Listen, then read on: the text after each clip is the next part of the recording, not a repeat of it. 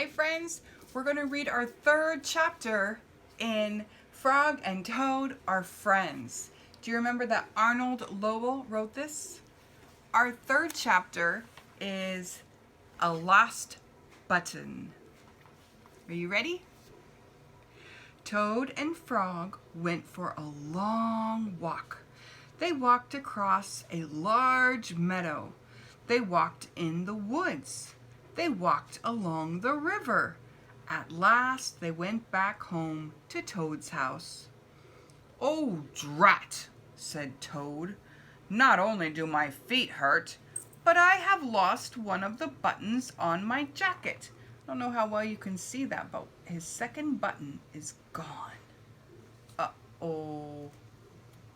Where did his button go? They went to walk in so many places. "Don't worry," said Frog. "We will go back to all the places where we walked. We will soon find your button." They walked back to the large meadow. They began to look for the button in the tall grass. "Here is your button!" cried Frog.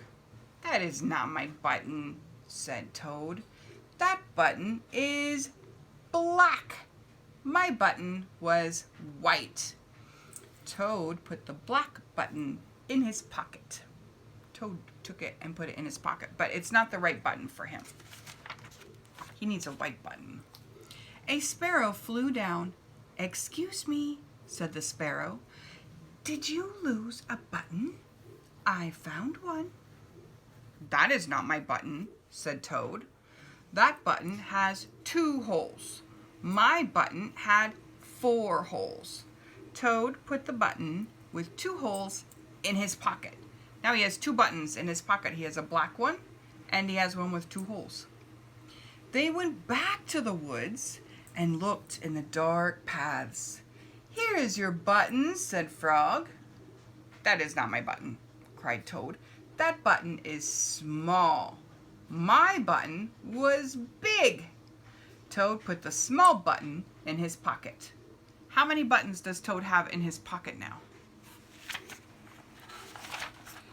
3. 3 buttons are in the pocket.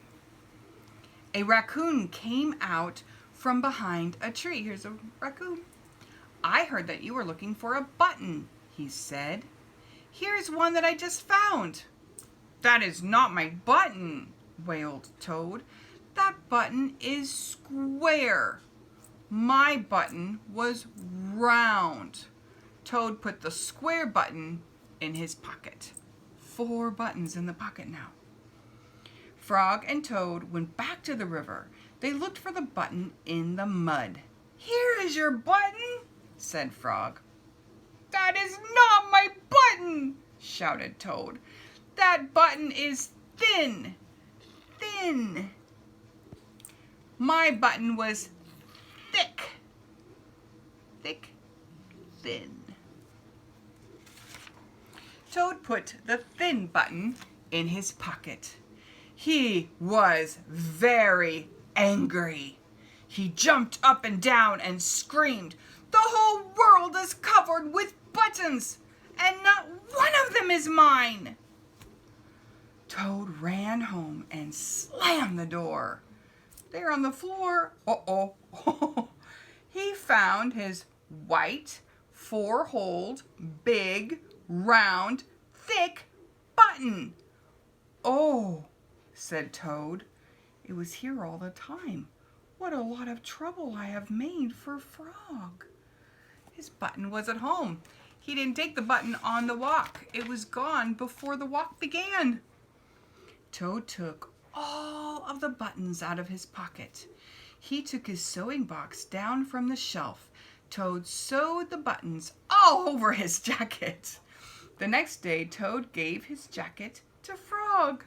"Oh, that's very kind." Frog thought that it was beautiful. He put it on and jumped for joy.